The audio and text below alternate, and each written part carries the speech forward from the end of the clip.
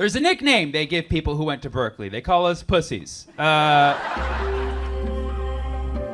is a safe space because we are supposedly supposed to be able to say whatever we feel.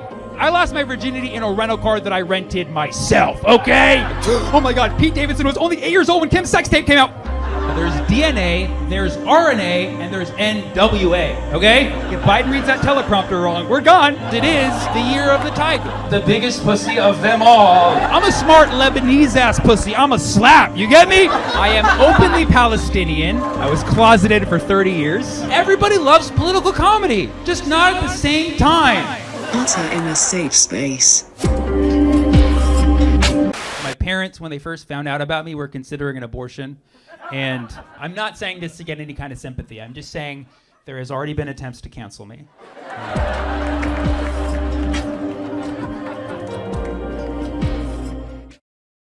going to be quitting comedy pretty soon. I finally used my math background. I wrote an algorithm for a dating app that just got picked up in Silicon Valley. Thank you, one person, for supporting my dreams. It's a dating app for people in the oil industry. It's called Fracker. I thought I was doing something great for romance, but now every sleazy guy in the app is using the same opening line. He just like, want to frack? And girls are like, that's so crude, you know? He's like, I thought you wanted to drill. I'm looking for a guy who's more refined, okay?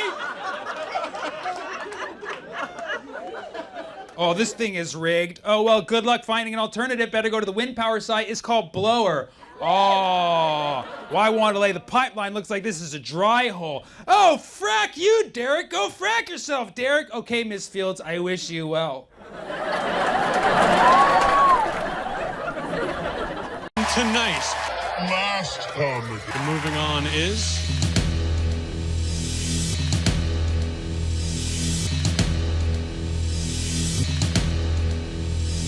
Shang Wang. I'm super excited to be in the top 10. I can't believe this is happening.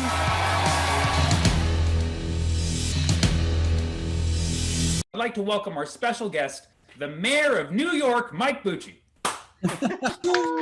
Wrong coast, but close enough. Nobody knows where Newark is anyways. We're like the lost city of Atlantis. Nobody knows where the we are. You being the mayor of Newark is more than enough. I appreciate the promotion you just gave me, but I am still the vice mayor. Al Nagy's still alive. I know. A lot of people are shocked. So. Oh, that's amazing. Okay, so you're the vice mayor. Hold on one second. I gotta. You booked the vice mayor? Yeah. That's awesome, man. I'm not sure I could get elected anywhere else. I hate to burst your bubble there, but we actually sent out some of our chief correspondents to Newark to see how things are going in Bucci land. We are here in Newark, New Jersey at City Hall looking for Mike Bucci. Woo! We're here to figure out what the people of Newark really think of their vice mayor. We're coming for you, Booch. Woo!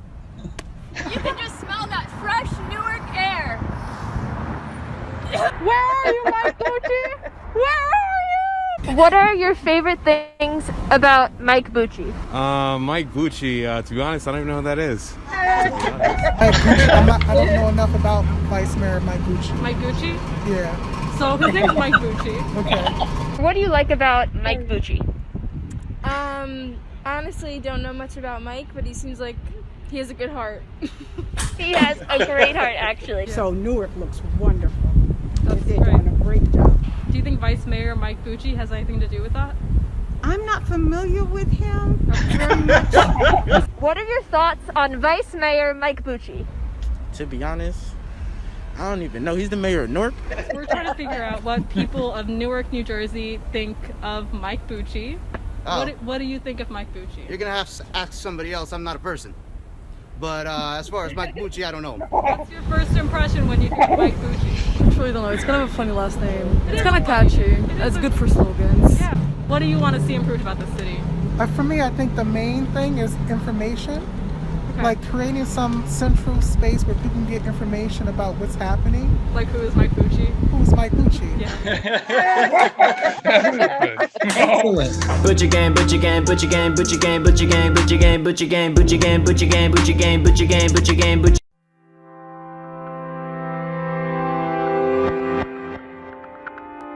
You know what the beauty is about being a disillusioned millennial who got a college degree and didn't use it is that now none of that matters anyways, dude. Prior to 2020, it was like, oh, I got this degree and I'm not using it. I'm such a failure. And then the whole world failed. And I'm like, yeah, world, way to catch up with me. I feel bad for the forthcoming generation. So it's Gen Y, the disillusioned. Y. Gen Z, who sleeps all day. That's why they're Gen Z. And then after that, it's Gen Alpha, which is like so toxic. You know what I mean? We're Gen Alpha. Like, you're 10, dude. Leave me alone. It goes Gen Y, Gen Z, Gen Alpha, and then after that, Gen Bezos. So, free same-day shipping on those guys.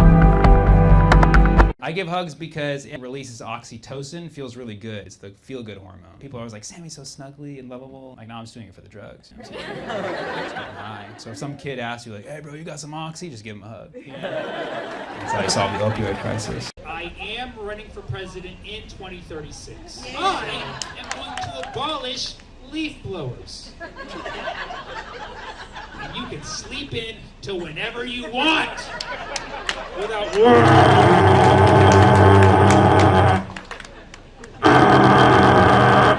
at 7 a.m. Because I get it, people need to make a living, but we will pay them more because they deserve more money for what they do, and we will pay them more money to just use a rake. Please, just use a rake. Listen, I get it, landscaping needs to be done, but leaf blowers are a useless invention. All they do is they take leaves that are here and they move them over there. That's all they do. Maybe you don't even need to move the leaves. That's why they're called leaves. You leaves them there. Nature already has a natural leaf blower. It's called wind, okay? We will abolish all sorts of loud power tools at certain hours of the day. Obviously, different punishments for different hours, right? You want to use it at 10 a.m., that's just an infraction. But if you're mowing your lawn before 6:59 a.m., death penalty. I do not give a what you are doing landscaping at 6:59 a.m. on a Sunday. I was talking to my friend last week. My friend was like, man, I'm hungry than a motherfucker. I was like, what? He was like, I'm hungry than a motherfucker. I was like, who's this motherfucker? Why is he so hungry? And how hungry are you that you're hungry than a motherfucker? I think you mean hungrier. He's like, nah, man, it's a saying. Hungry than a motherfucker. H-U-N-G-R-Y. Then T-H-E-N. I'm like, dude, stop right there. That's your problem. You're mixing up your thens and nans. See, some of you were laughing, so I'm like, I don't even know what the is going on right now. What my friend is basically saying is hungry, then a motherfucker all of a sudden. Like, where did this motherfucker come from? What is his agenda? You have to finish that sentence for it to make sense, right? Hungry, then a motherfucker came through with some fries. Some of you are laughing, so I'm like, this grammar joke's making me tired than a motherfucker right now. That can make sense. You have a guy sitting eating ribs, and his friend comes in like, hey man, we gotta go that MILF. He's like, hey man, I'm hungry, then a motherfucker. Nom nom nom nom nom nom nom nom nom nom. Alaska has the highest rate of non-consensual sex. Disgusting, yeah, disgusting. You'd think it'd be the opposite too, because of the name, Alaska. Not at all, though. No. But the two ways that I've noticed that I'm getting old is now I'll quote old song lyrics. People won't get the references anymore. The other day I said, who let the dogs out? Someone thought I was asking a real question. Like, I don't know who let them out. I was like, oh no. And then also, like, I'll get injured now, but the injuries don't go away. They just stay there. I get a new one every year. When I turned 30, I just looked this way too quickly. Got a little kink in my neck. 31, I bent over to tie my shoe. Pop got me in the back. 32, my cat got injured, still injured, so I'm gonna count that one too. And then 33's the worst. I sat down for too long. Just one day, I got a cyst on my ass. I'm a broken man. My neck, my back, my pussy, and my crack. Who got that one? Yeah! It's coming out 2002, baby. It'll last me. My back, lick my pussy and my crack.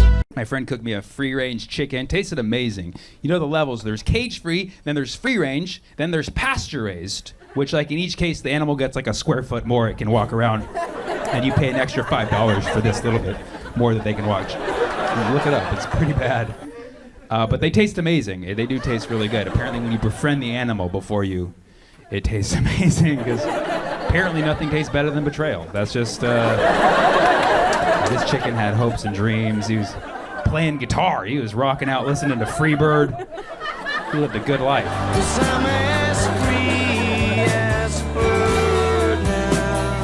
Sometimes I get bored. I'll just text random numbers and talk to strangers. Anybody, you can make a friend with anybody in the world. You pick the right numbers, like 426-371-4274. Hey, want something from the store? Usually they're like, who the hell is this? But every now and then one guy's like, oh yeah, could you get me some bread? Some milk? Just keep it at 2 items, bro, right? One time I was like, hey, you want something from the store? He's like, I'm already at the store, what do you want? I was like, oh, no. I panicked. I was like, 1 yellow onion. I don't want to say nothing. He's like, wow. I'm like, I'm making spaghetti. He's like, but you hate spaghetti. I'm like, bro, you don't even know me. He's like, you always say that. This time it's for real, man. He's like, is this a new number? You know what, save this number and delete the old one. Never call that number again, bro. I'll be home soon. Mwah, I miss you. XO. They're saying that teenagers nowadays are more depressed than ever in history. Like ever. Do you think that's true? Or do you think this is the first time we asked them? I don't think they had those surveys 100 years ago, before those things called child labor laws. I actually looked it up. The first survey that asked teenagers how they felt was in 2005. That's when we started to care. You know what the old survey was before that? It was when a parent asked their kid, are you sad? And the kid was like, yeah. And the parent's like, I'll give you something to be sad about. That was the old survey for thousands of years. The first child labor law was in 1920. So this is a very auspicious year. 2020, we're celebrating the 100-year anniversary of ending that atrocity called child labor. So that's a pretty big deal. Yeah. And now they're more depressed than ever. So I say we put them back to work. Learn perspective. They used to work in coal mines. If your kid's ever bad, just put a piece of coal in their stocking for Christmas. Like, what's this? It's your origin story.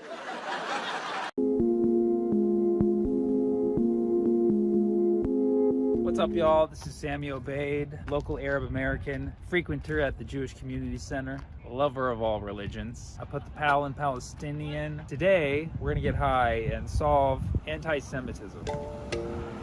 Unequivocally wrong. Unequivocally wrong. So we're smoking silver haze. It's a very hazy subject and we want to bring some clarity. Unequivocally wrong. Unequivocally wrong. I have a friend named Silverstein, so I'm smoking super silver haze in his honor.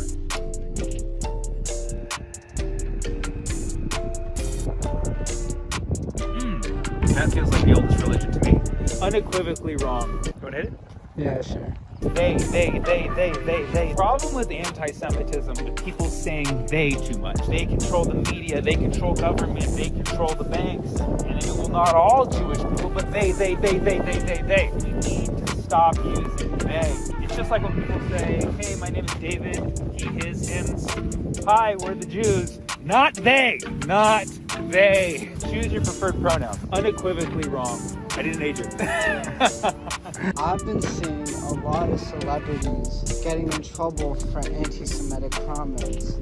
Nick Cannon was unceremoniously shot out of a cannon far away from the Viacom building. Here's the thing that nobody knows. Actually, about 3,000 people were there. I had one experience where I did the most riskiest thing in my career, aside from announcing that I'm Palestinian on stage, in 2012, where I said something that could be taken as anti. Are you even filming me? It's like the video, the camera's over there. Yeah, but it like keeps going over there. Like, am I gonna like watch this later? We're gonna be looking at that family, or? No. Yeah. The one time in my career that I said something that could be taken as anti-Semitic, Nick Cannon was in the same room. Yeah, how'd that make you feel, bro? It made me feel like what happened on the podcast was my fault. Okay, let's back up. What was the joke that you said? 2012, America's Got Talent audition, St. Louis. I have my 90 seconds down tight. I knew this 90 seconds like it was the only 90 seconds I had because it was. There was one joke I was on the fence about. Are you at a good... Already, I don't think we got anything that I've said. Do I need to repeat the whole thing? No, we got it, bro. It was a joke about my Jewish friend. It was a joke that I'd had for maybe 4 years at that time. Crowds loved it. I did it once at the Jewish Community Center. it destroyed. No, not like did really well. Joke is, Like, I asked my Jewish friend the other day, I said, hey man, what do you like most about being Jewish? He said, I never thought about it before. I said, just give me something off the top of your head. So he gave me his yarmulke. I'm just kidding. He sold it to me. One of my friends was like, dude, that may be taken as anti-Semitic. And you know, your judges are Howard Stern, Howie Mandel, Sharon Osbourne, all three of which are Jewish. Right. And I'm like, that is a good point. My other friend, who's my roommate, Toby, who's Jewish, he was like, are you kidding me? Definitely do that joke. Jews love Jew jokes. Direct quote. Yeah. Right? So I'm like, oh, should I do it? Should I not do it? Should I do it? I don't know. Like, Howard Stern's got a great sense of humor, but like, what if he's, for some reason just feeling a little triggered that day? So I'm in the middle of my set. It's going all right. It's not even going that great because it's quite a hostile crowd. And I tell the joke, and then I do the yarmulke part, and the crowd's like, okay. And then I do he sold it to me, and the crowd explodes. Keep in mind, this is St. Louis. And I hear Howard Stern turn to Howie Mandel and say, that's a good one. And I was relieved because I realized that could have ended my career. But the thing is, it still can. They never aired it. They can still put it out and end my career. And when I say they, I just mean whoever has the tape. I don't know. So before I go on stage, Nick Cannon's the host, right? He's like, how you feeling, man? I'm like, I'm good. He's like, you want to tell some jokes today? I'm like, yes. He's like, all right, brother, you got this. Not nice dude. He made me feel good in a moment where I was severely questioning myself. I didn't turn around to see if Nick Cannon was laughing at that joke, but after watching this podcast, maybe he was. This is interesting to me because you have an interesting relationship with Jewish people and having your heritage. Yeah, we're neighbors. Religion and race was never a thing to me. I grew up in Berkeley, California. I had a friend of every race. It was a UN meeting at every birthday party. It's tough, man, because there's a lot of pain behind it. Like what Jewish people went through, and to be born Jewish, and shortly after being born, or shortly after they cut off your... No, like not so shortly after, become a child, and then you learn 80, 90 years ago, your people were the target of the worst genocide in history. That's got to be a very painful thing to hold on to in your psyche. So it makes sense. Jewish people should be weary of anti-Semitism and should call it out even when it's subtle and nearly undetectable to a lot of people, such as Nick Cannon. To cancel someone over it would have to depend on the authenticity of their apology. They said that Nick was canceled because he failed to apologize, but I read all these statements which sounded more or less like an apology. Right. So was it too late is the question. Or was it that he had to be gone? We don't know. Jewish people are like, what, only like 1% of the population? Right. Arabs are even less, like 5%, 0.5%, maybe even less. I do know a lot of Jewish comedian peers bonded with agents and managers over being Jewish. It makes sense. Right. If there's an Arab manager or agent, if there's an Arab casting director, and we go in there and we start sharing our favorite recipe for kanafi, we have a bond. Yeah. When you consider the politics of a specific dichotomy, and in this case, Arab and Jewish, it can be a little intimidating for an Arab comedian. In an alternate reality, I could walk into a casting director's room and like more than not likely that person's going to be of Arab heritage and I'll be able to relate with them. That's a great perk for me, right? And how hard would it be to be a Jewish comedian? It'd be tough. Look at this. Fremont stands united against hate. Fremont, where I'm from, stands, stand up, united. That means if they speak for me, I'm with it because I'm part of Fremont. Against hate. You heard it from them. What a safe statement this is, right? This should just say, don't loot me.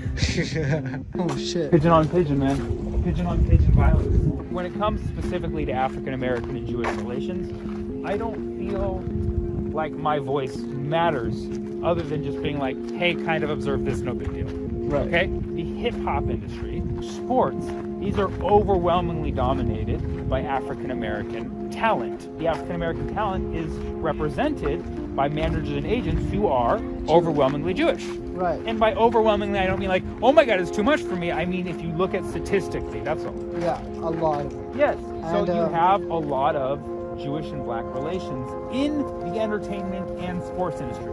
Right. What do you have when you have a lot of exposure? You have tension, you have drama, you have issues, Right. you have misunderstandings, you have faux pas. Right. Anti-Semitism sets back progress for the Palestinians. That's why I feel personally on a level that like I want to stop anti-Semitism so that Palestinians can get what they want, which is their own state and a decent place to live and be free and be themselves. How do you see there being a solution? Reparations. First step to all of this is people just need to be honest and get out of their emotions for 1 second and just be honest that there are two sides to every story.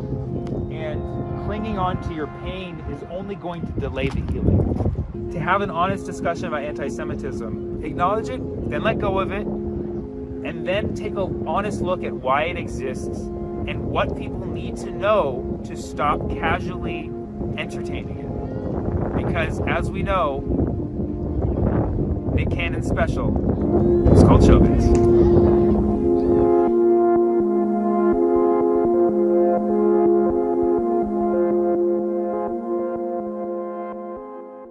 So, I did a show once where I walked into a bar and it was just empty except for a drunk couple at the bar who was already in a fight with the host, and they were extremely racist. Like, the first thing I hear when I walked in was, no, but that Vegas shooter, like, he's not a terrorist because he's white. That was literally the first thing I heard when I walked in, and I was like, oh my god, what kind of show is this? And the host goes, no, but do you know what a terrorist is, though? It's someone who inflicts terror. And her boyfriend goes, just listen to her, man. And I was like, oh, this is the kind of show it's gonna be, I guess. And in the middle of this argument, I turn around and I notice there's one other audience member, and it's just a blind guy in the corner, just hanging out. And at that moment, he goes, hey!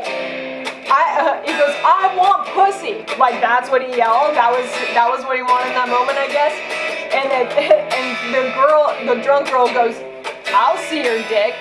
I swear to God, they get up and they leave together. And for like 10 minutes. Finally, they come back, they sit in their respective seats, and with the new confidence that this guy had, he just goes, you know what? I want to do stand-up. And the host goes back on stage and he was like, this show literally can't get any worse. Come do a few minutes. So the blind guy goes on stage with his stick and everything and just goes, don't you hate it when girls just want to see your dick? Straight up, that was the first thing he said, to total silence. We're just like, is this for real? And at that moment, the booker of the show walks in and sees this guy on stage. And he talks to the host. He was like, who the hell is this guy? And he goes, well, it's kind of a funny story. He goes, no, dude, get him off the stage. And then he tries to give him the light to get off. And he couldn't figure it out. He's like, why can't he see it? And then he realizes it. And he's like, oh, he's blind. And the comics in the back just erupt in laughter. And the blind guy goes, there we go. And there you have it. Ladies and gentlemen.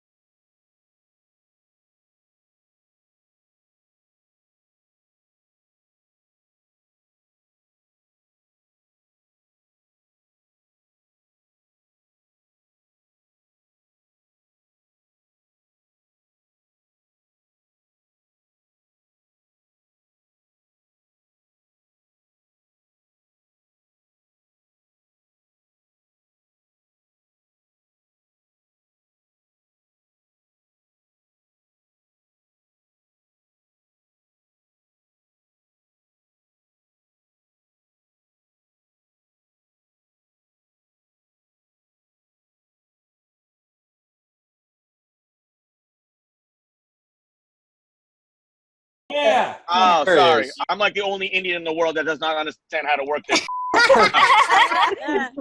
My cousins all around the world is watching this like, unmuted, you idiot, unmute. Tic-tac-toe, tic-tac-toe. Love to play the game, tic-tac-toe.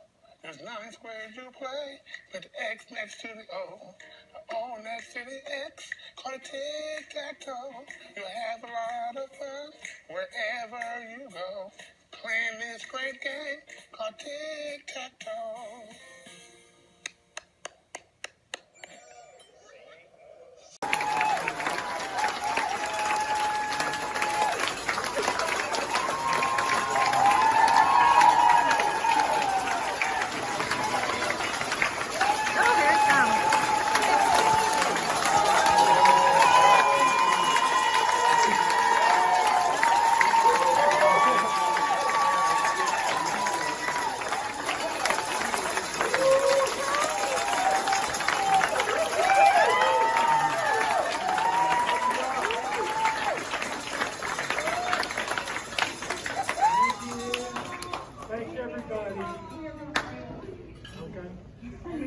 This is a comedy show. I am related by blood to all of these people. 2 of them for sure, okay? I am the uncle. I have family in Lebanon, Gaza, Bahrain, and then Texas. I call them the LGBT community. And don't forget about the Q, Qatar. Come on.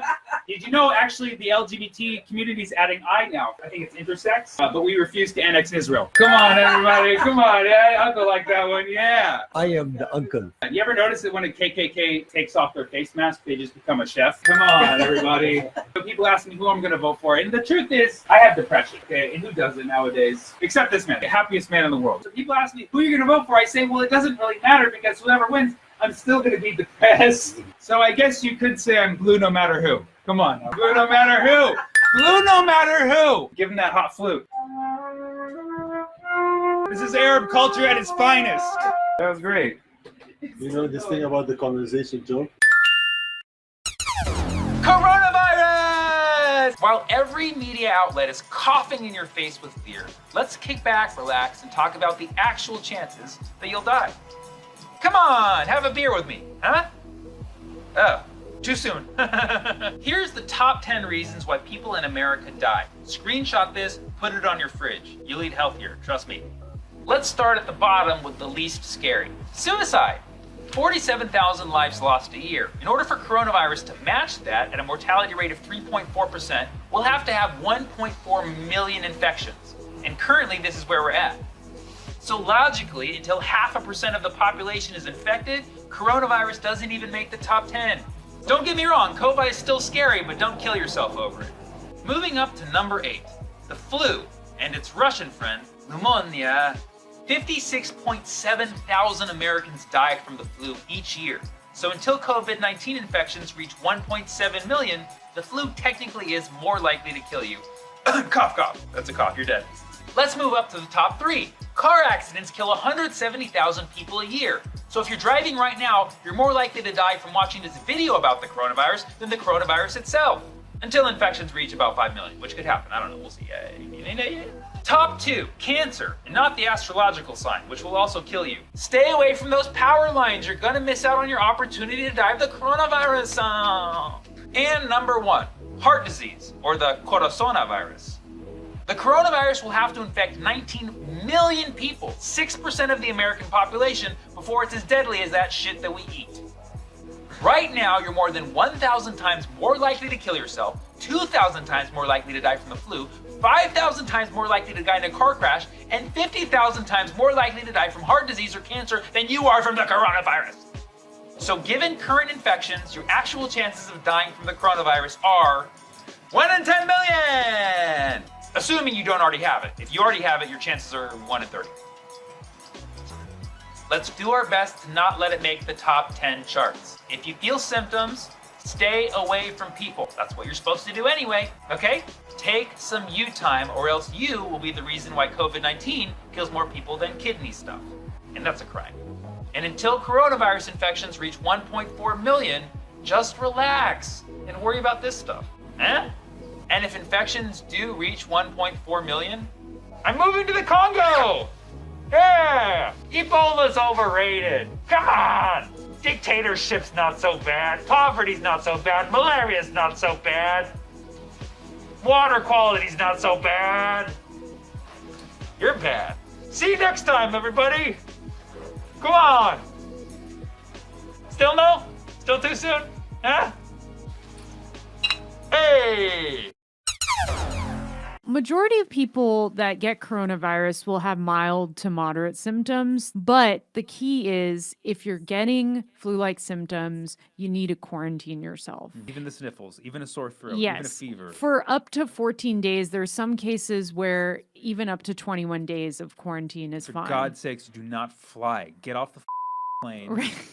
Let non-sick people get on the planes. Reduce the chance of spreading more germs. So wash your hands, wash your hands. And here's the thing, you can wash your hands even when there's not a pandemic going around. Face masks, they won't necessarily help prevent the spread, but if you're having symptoms, it's a polite thing to do. At least it'll prevent you from touching your face. And may I add something that I'm not seeing in any news outlet? What? Build your immunity. Focus on your immunity. Yes. Get extra rest. Take care of yourself. Eat better foods right now. This is not a time to be stuffing your face with ice cream, because when you overeat, it creates excess in the body, which allows a flu-like virus to take over your body because it's susceptible.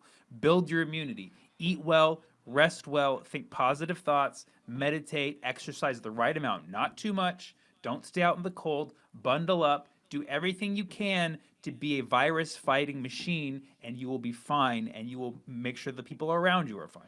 I mean, look, I come from the Western school of thought, and I agree 100% with everything you've said. So Eastern, Western approved. we are in alignment for this. So, yeah. We can fight it, guys. So I know it looks like I don't play any sports. I used to play sports. I played like soccer, basketball, ran track. I also played baseball. Baseball is not my favorite sport to play because it's too slow. There's a lot of pausing. It's not like dynamic the way other sports can be. It's a lot of pressure on one person, especially like the pitcher. All the attention is focused on the pitcher when he has the ball, or they have the ball. I was pitcher for my middle school team. We were terrible. I don't think we won a game for the 2 years I was on the team. Maybe one, maybe just one, but not more than that. I was pitcher, and the pressure often got to me. It was terrible.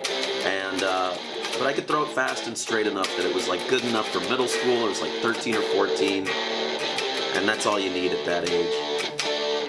One of the other teams we played against had a girl on the team, and I was pitcher against her, and she came up to bat. And so when you're 13, your hormones are in your brain, and you're like a crazy person. You don't know which way. You never know what to do. So uncomfortable all the time, and my mind is racing. I'm going, okay, do I pitch it fast to her, like, and treat her like everybody else, but then everyone gets mad that I didn't take it easy on her, or do I throw it real slow and like patronize her, and like, but like people will get mad at me for not treating her equally?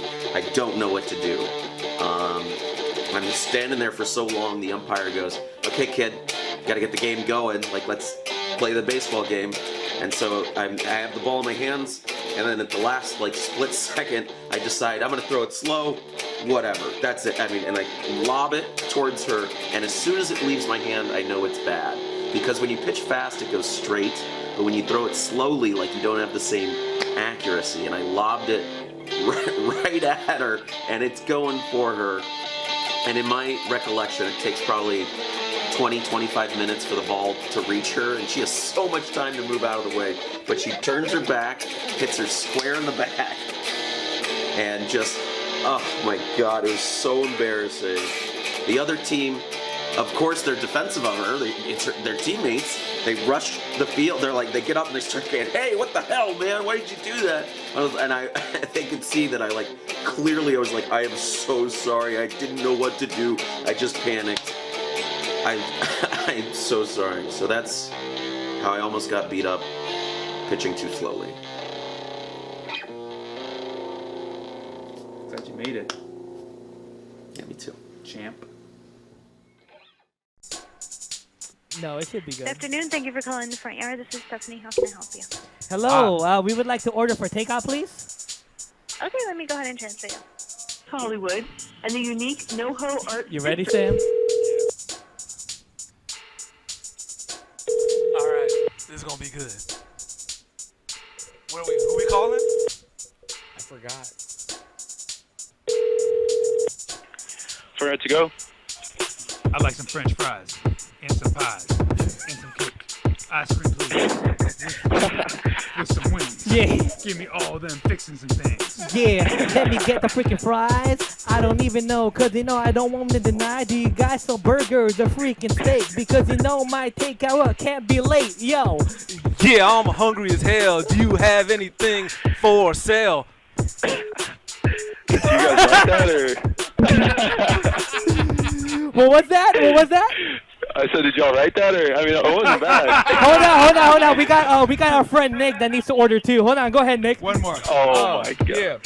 Hey, do you happen to have some tiramisu? Because that would really do me good. I like your food. I got 5 stars on Yelp reviews about you. You're the best. And you handsome. You're the most handsome. Yeah. Hey, by the way, what's your name?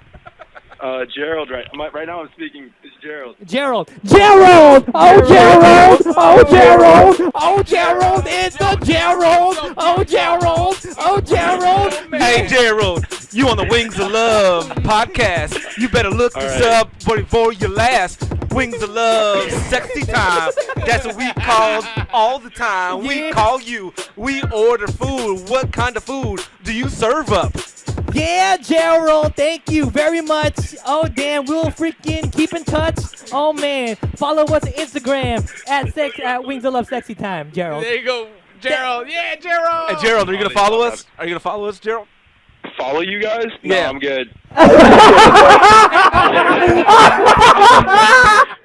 Why, Gerald? Why? He doesn't want to follow 4 dudes. I know. This story takes place when I was in 8th grade in Baltimore, Maryland.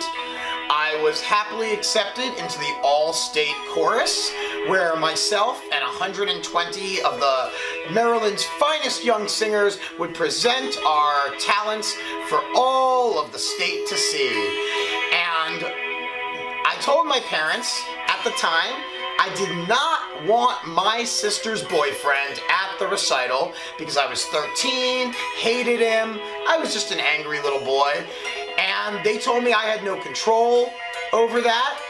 What was I gonna do? And I told them if he shows up, I won't sing. And sure enough, they called my bluff. And when I walked out to that stage that night, I looked into the audience, filled with people, saw my mom, saw my stepdad, saw my sister, and then saw her boyfriend. And that was the moment I knew I had to put my money where my mouth was.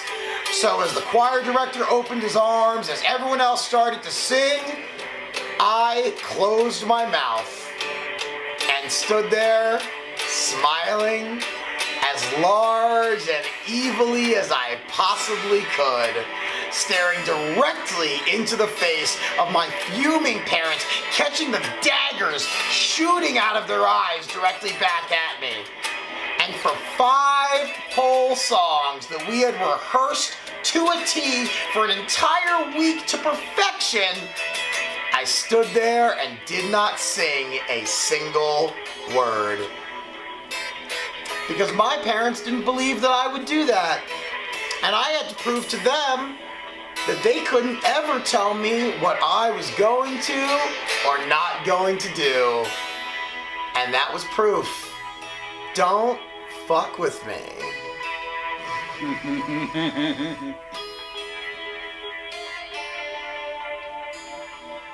Don't do it. Don't.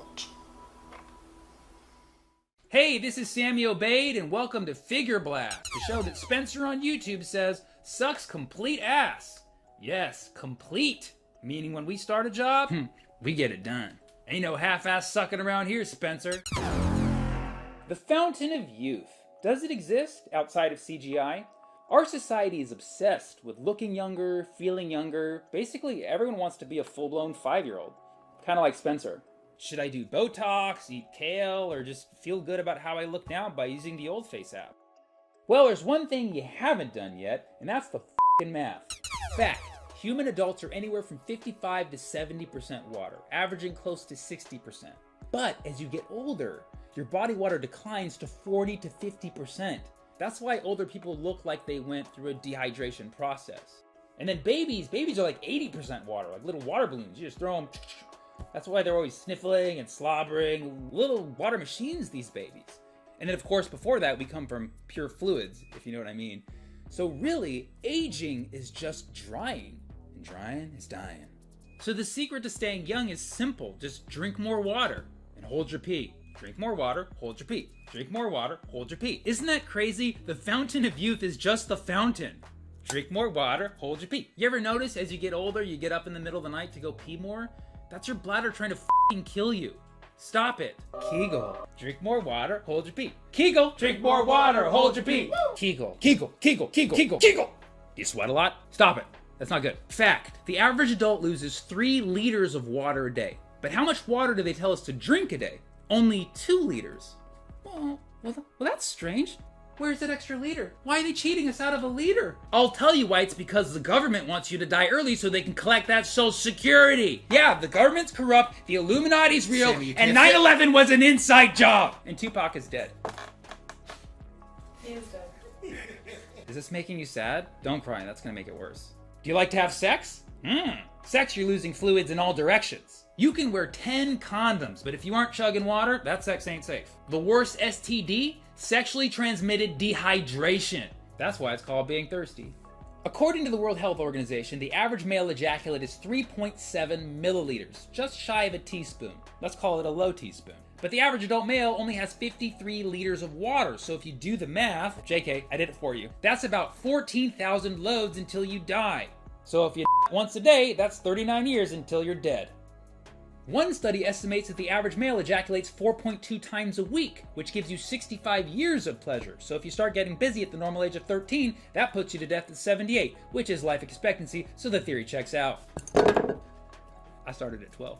Every ejaculation brings you closer to the finish line. That's why when you say, "I'm coming," you're talking to death. Meanwhile, the average female ejaculate is 2 fluid ounces. Way more, but still allowed by TSA. But the average woman has only 42 liters, meaning only about 700 big O's until you gots to goes. So if someone can't make you come, they're actually sparing you. You're welcome, Sarah. You thought the gender pay gap was bad? Pfft, look at the O gap. I know this isn't fair, but if you drink water, you can come as many times as you want, because water promotes equality. It's gender fluid. Drink 3 liters a day! Except you, Spencer. I gotta pee.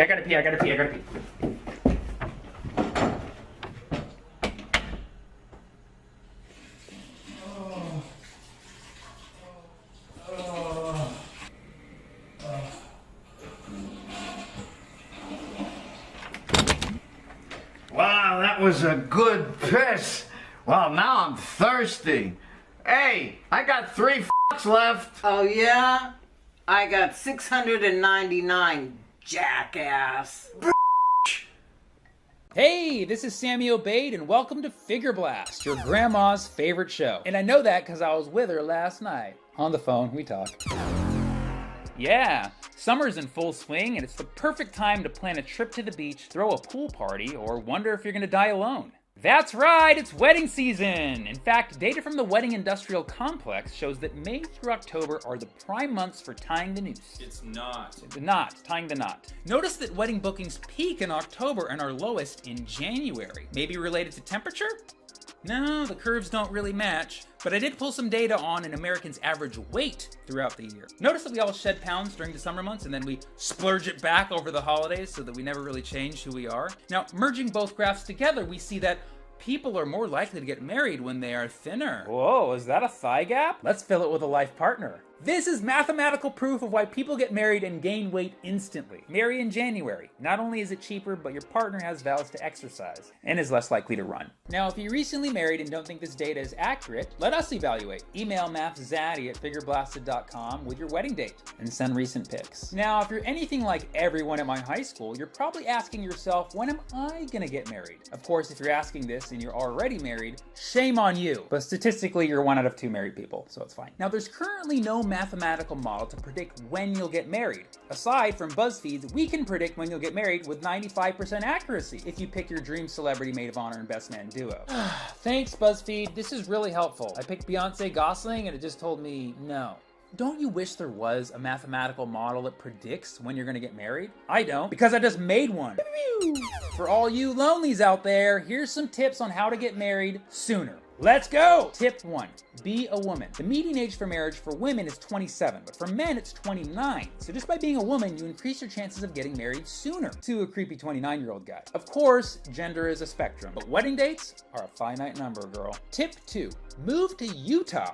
Here's a map of the United States by median age of marriage, of which Utah is the lowest. Surprise! Why waste your 20s on being single when you can get married right now in Utah? Get off Bumble and go straight to the Beehive State. Or in a close second, the state right above it. You know the saying, don't be a hoe, go to Idaho. If you're in even more of a rush, move to Chad, where mean age of marriage is 19 and a half. And it doesn't help that the country has both the name and shape of a college boy. I know adolescent marriage is not a joke, but Chad also has the world's lowest life expectancy, 50.6. So in their defense, they gotta hurry up. That said, if you want to whore around for a while, New York City! Yes, the Big Apple is full of seed. Tied with Massachusetts, because not getting married is the new American Revolution. Not ready to park your car in the garage, so you park it in the backyard because you're a wicked smack. I'll stop. And pretty much all the northeastern states, making New England the slutty region of the US. How about that clam chowder? Ooh, and if you want to be a super whore, move to Sweden. Highest average marriage age in the world, 35, because they know that's how old you have to be to responsibly put together an IKEA chair. And of course, if you want to be a playa for life, get you to Antarctica, the continent of cold feet. That's why all penguins walk like pimps. Pro tip number 3. Don't go to college. I know, but it's so inexpensive. If you're itching to get married, avoid acquiring knowledge at all costs. It is the death to young marriage age. If you want to be single for life, get a PhD, which stands for Playa Hatus Domesticate. Tip 4, visit Vegas as much as possible. The rate of marriage in Nevada is 4 times the national average. So just by being in Vegas, you quadruple your chances of getting married to a high-quality prostitute. High-quality person. And finally, the most important tip, settle. In a recent survey, it was revealed that the most common reason people don't get married is that they haven't found the right person. But by simply accepting the person you're with right now as they are, you nearly double your chances of getting married. Sure, they may be unemployed or don't smell ideal or they tell really bad dad jokes. But you know what's worse? A few extra years of living in the sheer agony of not being married. Plus, nothing bad has ever come from settling. And note, all of this data is for your first marriage. For second, third, fourth, sky's the limit, baby. Just ask most celebrities. So, in sum, here's how to predict when you'll get married. Find your location on this map. Subtract 1 if you're female, add 1 if you're male. Add 2.5 if you went to college, subtract 2.5 if you did not. Subtract 2 if you're headed to Vegas this weekend, add 5 if you're not willing to settle. If you are willing to settle, the answer is your current age. Take that, BuzzFeed! And trust me, I have no stake in this. I'm never getting married because I'm a mathematician and we only do models. Hey, boo. Hey, Math Zaddy. This grandma is ready to get figure blasted. Who the f*** are you talking to now? What the f*** business is it of yours? Really? We shouldn't have gone to Vegas 60 years ago. That was a gamble I lost. I shouldn't have left New York. I shouldn't have left Massachusetts. I could have gotten a PhD. You couldn't get past Oh, really? Oh, really? Really? I shouldn't have settled, bitch. What are you doing? God damn it, that hurts! I'm gonna move to Utah! Try Antarctica! Oh, f*** you!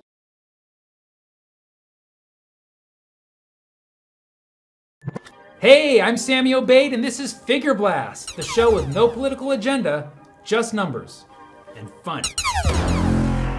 Now, if you're a hard-working American, like myself, and you pay all of your taxes like my accountant Jeff, you've probably asked yourself this very simple question. How long do I need to live in order to break even on my Social Security payments so that I can know when to die and not lose money off the American government? Yeah? Never asked it? Okay, for those of you still living in the Great Depression, Social Security is a loan to your future self, where Uncle Sam holds the money just in case you die, in which case he keeps it and spends it on roads, postal workers, and wars. Super casual. So if you know your yearly income and your retirement age, you can calculate this on your own, but why would you do that when you have me? So the average American works about 40 years in their life. Ugh, can you imagine? And pays about $3,000 a year in Social Security taxes. Yikes. Which over your lifetime is $120,000. The price of 7 used Honda Civics, or a house in Little Rock, Arkansas. Or 7 houses if you live in a Honda Civic, like I do, temporarily. It's LX, thanks Dad. Currently, the median age of retirement is 62, which is also my upper limit on Bumble. And the average Social Security benefit pays $1,461 a month, which is about $17.5K a year, a salaried El Pollo Loco, which if you've never been, it's like Los Pollos Hermanos, but with more drugs. So how many years of making $17.5K will add up to your $120K? Or basically, how many years do you have to work at El Pollo Loco to afford 7 used Honda Civics? Which is the world's saddest word problem. Is everyone still following? Or is this show too divisive? About 7 years is what it takes to break even on Social Security paychecks. So if you retire at 62, the magic age you have to live to is... 69 is the magic age, because once you've pleased the government pleases you. You can go ahead and buy the bumper sticker on my website. I live to 69. What? I'm promoting longevity. 69 is the year you break even, so you're still mildly in the red. You're in the pink. What? This show's called Figure Blast. Now, of course, if you live longer, you're making money. In fact, life expectancy in America is 78. Considering our obesity rates, let's go ahead and pat ourselves on the back fat. Breaking news, the average American collects Social Security checks for a sweet 16 years. It's like a second job where quitting is dying. At $17.5K a year, that's $280K. The price of 16.5 Honda Civics. Still used, don't get greedy. But since you spent $120K on the tax payments, your actual profit is $160,000, which you just made off the US government, you filthy leech. This is why people come to America. You get paid $160,000 just for being average. That's one expensive participation award. And for the record, I'm above average. Now, I know some of you data trolls out there are gonna be like, actually, retirement age is increasing, Social Security payments are going up, you didn't factor in the time value of money, who even knows what's gonna happen in this economy? To which I say, calm down. My calculations are an extrapolation of current data, nerd. If you want to solve for future amounts using different variables, go ahead and do it as a homework problem. Bet you won't, you lazy sack. Share this video and I'll make my point clear. According to the most current of data, you most likely have $160,000 waiting for you just for being you. If that doesn't make you smile, it's because you probably don't have teeth. $160,000, which you can use to finally pay off that college debt. You feel that? You just got figure blasted. Can you grab that? I borrowed that from someone.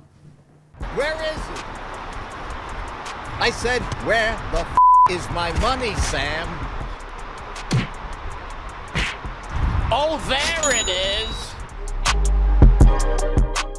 My parents don't have accents, which really sucks for comedy, because accents are comedy gold, you know? Ethnic parents with no accent is like a diversity training video. It's boring. If I were to put my mom in a joke, I'm like, hey, Mom. She's like, hey, Sam. I'm like, get out of here. This is embarrassing me. Even worse, they support my comedy career. How disgusting is that? I'm like, hey, Dad, you want me to be a doctor, right? He's like, no, Sam, this is America. You can do whatever you want. Damn it, Dad! Where's my struggle?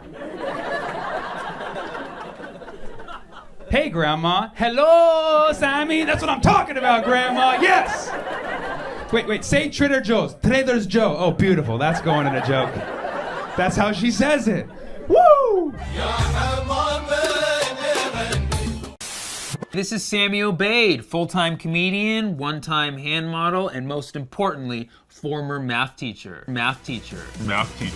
Math teacher. Math teacher. You know what they say about math teachers? 0.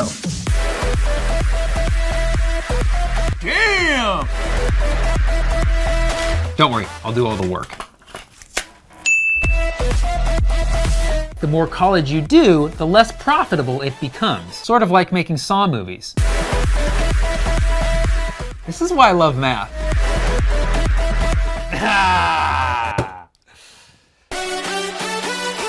If it feels like too much, it probably is. Am I gonna get college credit for this? No. Okay, so this story is about how I went to a barbecue at Sean Penn's house.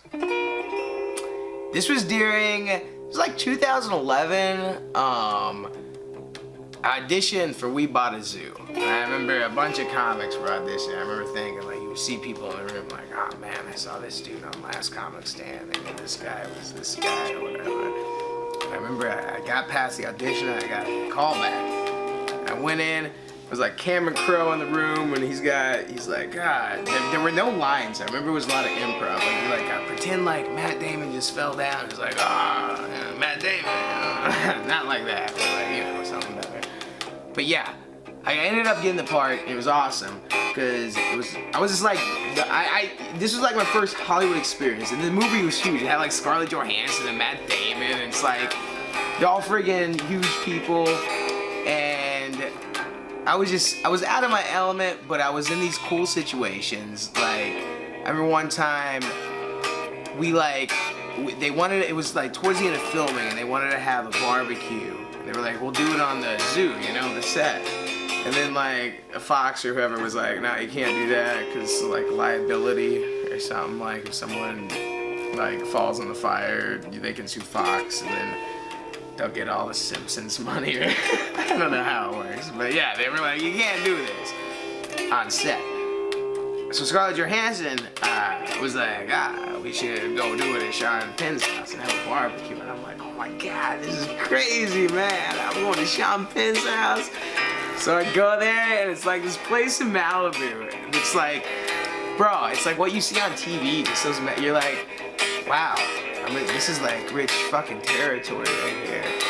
So I go in, and everyone's there. Everyone's all famous. Everyone has done something. Even the not famous people that you don't recognize, they're like, oh, that's the head of that guy made all the Disney music you like. Or that guy animated Mufasa or some shit. It's all like, everyone's got some. And I don't have anything. So I was hanging out in the kitchen, minding my own business, like eating some chips and dip. And then he like, Sean Penn, he's like, what's with this guy's hair? And like everyone kind of looks. And I'm like, oh man. He's like, what year's your hair from? And I'm like, 2011, whatever year it is. And he's like, get Jerry Garcia, man. And I'm like, I like my hair. And he gets up, and he's got a cigarette, and he like runs at me. He comes at me, he's like, you've got good features. Take 2 inches off the top. And he said that, and weird little story. It's like, wow. Sean Penn told me to take 2 inches off the top. I got good features. And I did. And it led to success.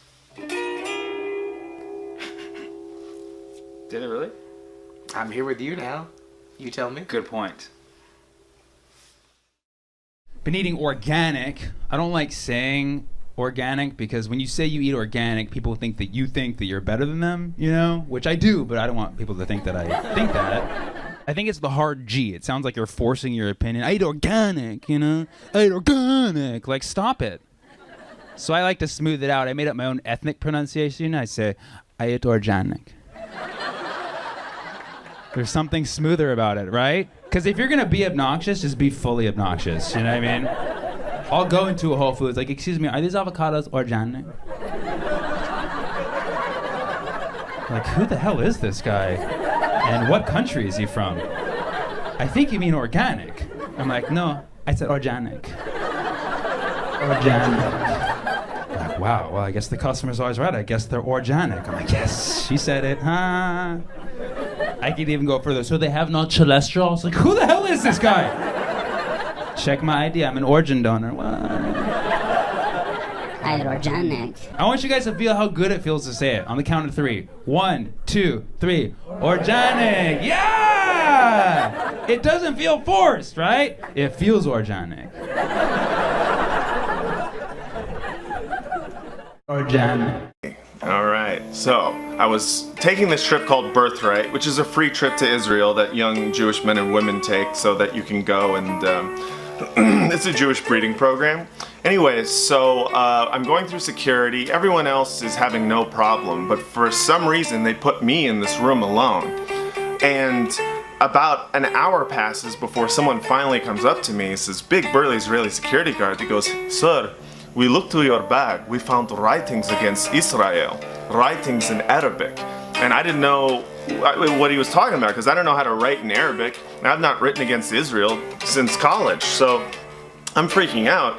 And he goes into my bag and he pulls out my comedy notebook, which is the scariest thing that a law enforcement officer can read because the things that we write in notebooks is not meant to be seen by other people. It's just like out of context set list. Like it says stuff like sucking my own dick, fucking a fish. Like it just looks like a really messed up to-do list if you don't know what you're looking at. So he goes through my notebook and he points and he goes, "Right here you wrote Allahu Akbar." And I actually had written the Arabic phrase Allahu Akbar, and I was like, oh, this is just a joke that I wrote. I'm a comedian, this is just a joke.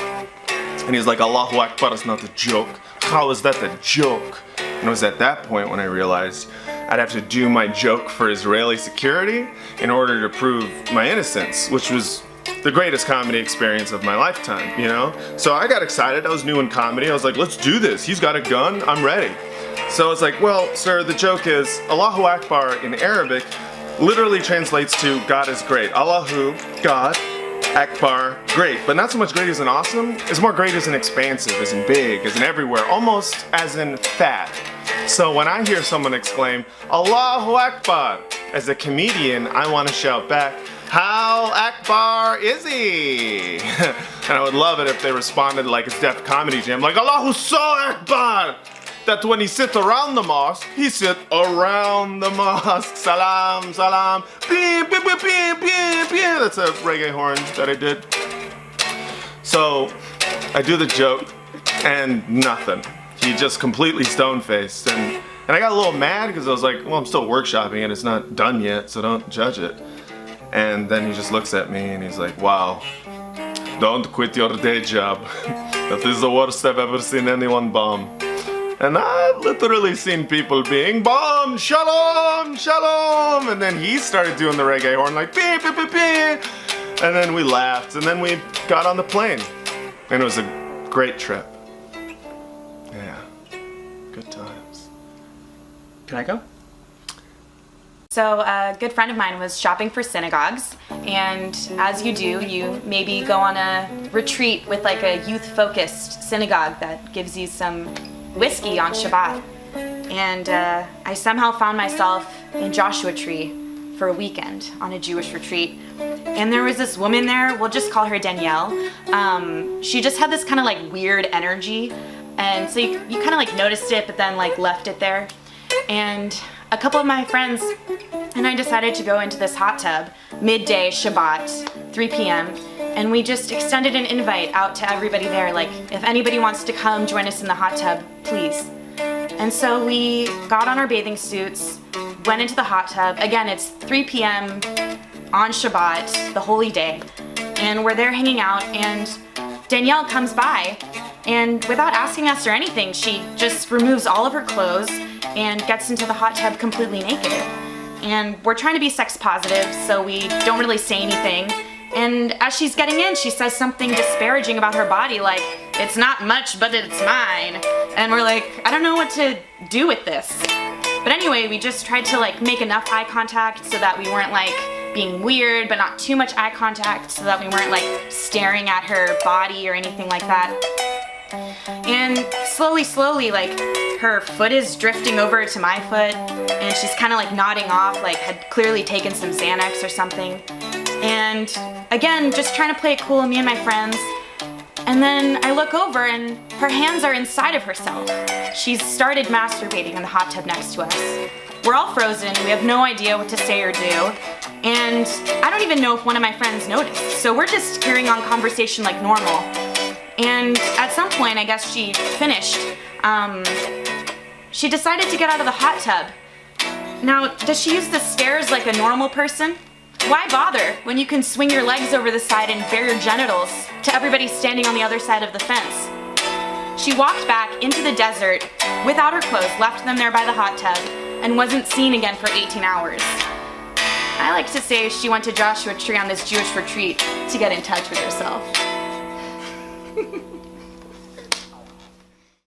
New Year's Eve 2011, my brother and I threw a fucking awesome party at my parents' house, because my parents still live in Toluca Lake and we have an amazing home.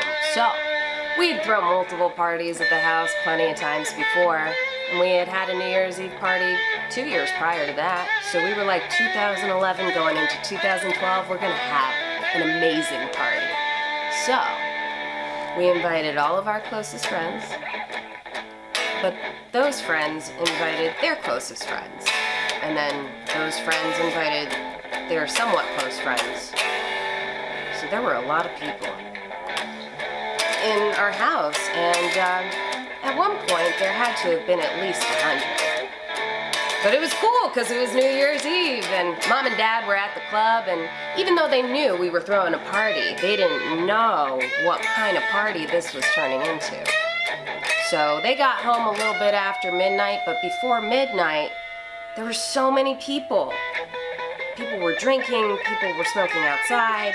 At one point, someone asked me if they could throw glitter at midnight, and I said yes. But then my brother got really mad because he had to vacuum it up. I digress. My parents got home, and my dad went upstairs to go to bed, but my mom stayed downstairs to continue partying with us. Next thing I know, a little time goes by, and I hear my dad screaming at the top of his lungs, chasing a girl and a guy down our staircase. And as he was chasing those people down the staircase, he yells out to the guy and says, "There better not be any cum stains in my carpet." And that's when I figured 2 people were having sex in my parents' bedroom. So, it got awkward, and there was a lot of yelling, and the party was shut down. So I remember getting really upset, and my mom was yelling at this girl, and oh, it was just weird and uncomfortable. So everyone started leaving, and then I started to bawl. I was crying like just profusively, and I remember my mom and my brother were in my brother's bedroom, and I walked into my brother's bedroom and said, "I'm ready to move out." And then I did. I moved into Santa Monica a month later. So New Year's Eve 2011 was the catalyst to me moving out of my parents' house into my own apartment. What a rager.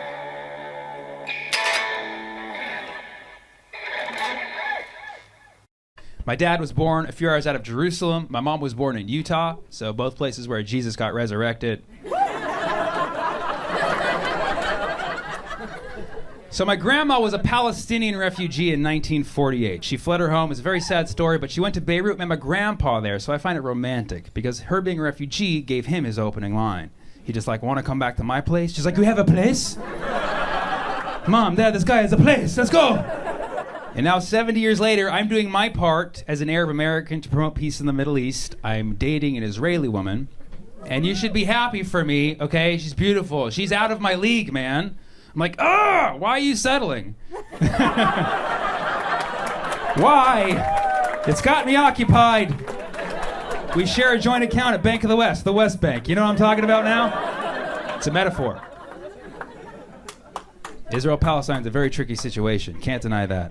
It's tricky because the Palestinians are mad at the Israelis for taking their land. So then they'll throw rocks, but they're just giving them more land, you know? Like, we gotta hold on to those rocks. That's how Israel keeps getting bigger and bigger, you know? It's very confusing, you know?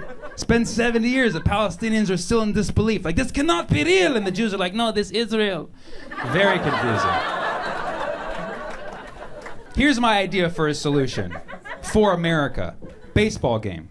Israel versus Palestine. Think about it. This will give America a reason to start caring about Israel-Palestine. Sports are the one thing where we'll show up to the field when we know nothing about the people on the field. We'll be wearing the jerseys. People wear like a Star of David on a cap, Palestinian flag with like fear the beard, you know?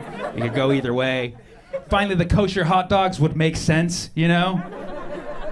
And what a great matchup. Both teams have advantages, right? The Palestinians got the pitching arm, right? Israel's good at stealing bases. And they're both just trying to find their way home. Oh, it's time for a change-up, huh? Take me out to the ball game, Israel versus Palestine. Buy me some hummus and falafel. I don't care if this song is awful, so just root for the Middle East. If they can't find peace, it's a shame, 'cause there's 1, 2 state solution at the old ball game. A few years ago, I thought I found my dream apartment. Lots of natural lighting, high ceilings, loft style. So I moved in thinking, oh, I'm so lucky. But no one warned me that the place had an infestation, like a legit roach infestation. And that was horrifying to me because I'm a neat freak. I didn't eat anywhere except the dining table. I didn't keep food out. So I was like, where is this coming from? It's not coming from me. Like, where is it coming from? About a week into living there, I get a knock at my door, and it is my downstairs neighbor. And I can tell he's off right away. And his first question is, do you want to swap apartments? No! I just moved in! Like, why would I want to do that? So I ask another neighbor about him. They're like, oh, that's the hoarder. He lives downstairs. His place is disgusting. Like, it's just stuffed with stuff. It's like, you know, it's like one of those people on Hoarders. Like, he should have been on TV. His place is like Joe's apartment, just covered in roaches. Maybe he is like a bunch of roaches collected together in like a coat, like on Men in Black, like the little, I don't know.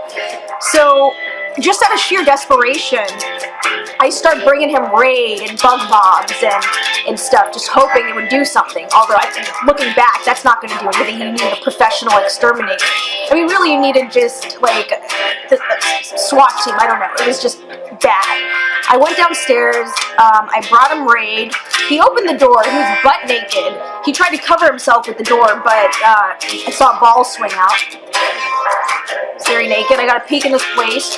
Filthy, disgusting. You can see the roaches. During the day, you can see the roaches running around. So, I gave him the stuff. Of course, it didn't work. Had to deal with this for a while. And one day, it just stopped. And I ran into my building manager, and I'm like, oh, you know, I'm not having that issue anymore. And he's like, oh, well, you know, your downstairs neighbor passed away. He died of a heart attack, and they found him in his place. My first question was, how'd they find him? No, that's wrong. But yeah, it's sad. You know, I was sad to hear that he passed. His life ended. I would never say I'm happy that he passed, but the problem did stop, and I'm very happy the problem stopped because I still live there, and I don't want to share my place with this dude's roaches. Call me selfish, but I'm roach free.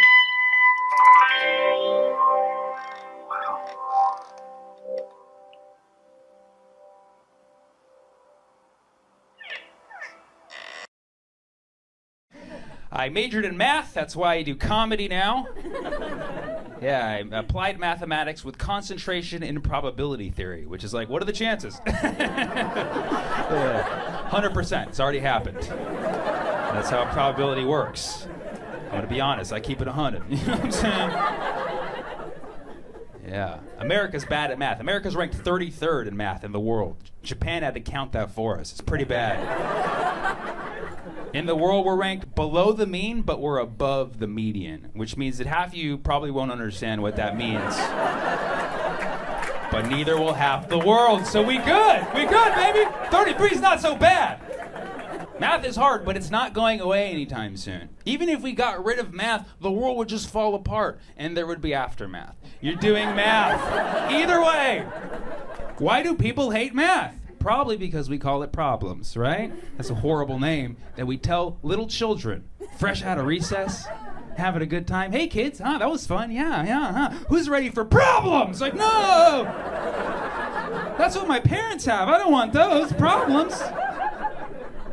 That's confusing, even as an adult. Some guy at a bar staring at me, what's your problem, bro? 2 trains are going at the same speed at the same time, trying to figure out when they're getting to the station. That's my problem. What's yours? That's a weird problem, dude. My bad. I don't know how to solve that problem. Put the calculator down, dude. Math isn't a problem. It's like the solution to everything. I think math is a gift from God, okay? And if you don't believe in God, that's totally fine. I mean, you're going to hell. I'm just kidding. I'm just saying that if you don't believe in God and you don't like math, what are you doing? You know, like, what's the point of being an atheist if you're not even smart? You know, you're just taking up space at that point. You're not helping your cause. There is no God. Okay, show me a proof. What's a proof? Get out of here. An atheist who's not good at math is a Scientologist, as far as I'm concerned. That's the only science with no numbers in it. And this one's about me, you know, because people say, Sammy, how'd you major in math and business and then end up in comedy? What's that hidden factor that? Wow, anybody have a guess? Marijuana. It's marijuana. Marijuana. Math plus business plus pot equals comedy, all right? So, again, we're just using simple subtraction here. Marijuana equals comedy minus math and business, because marijuana makes things really funny, lets your math skills and your business skills, right?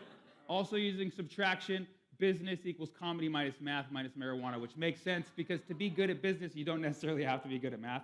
Most CEOs aren't. They're just really funny people, and they don't smoke weed on the job.